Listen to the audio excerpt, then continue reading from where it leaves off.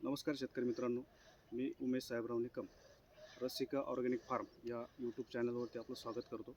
या ठिकाणी तुम्ही बघू शकता, हे जवळजवळ या केशर जातीचा हा आंबा आहे आणि याला साधारण 2 वर्ष झालेली आहे. पहिली छाटणी आपण त्याला खाली केली होती इथं आणि त्यानंतर 3-2-3-2 अशा पद्धतीने आपण त्याची डेव्हलपमेंट कटिंगद्वारे केलेली आहे. तर आता याची पुढची जी छाटणी आहे तुम्हाला या ठिकाणी मी करून दाखवणार आहे. अशा पद्धतीने 1-2 ब्रँचवरती आपण हे कटिंग करत आहोत.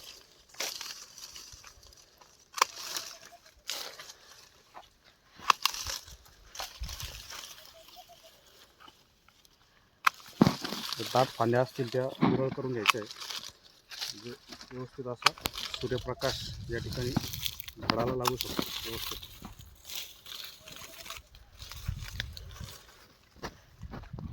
या ठिकाणी बाग बी बघू शकता तुम्ही.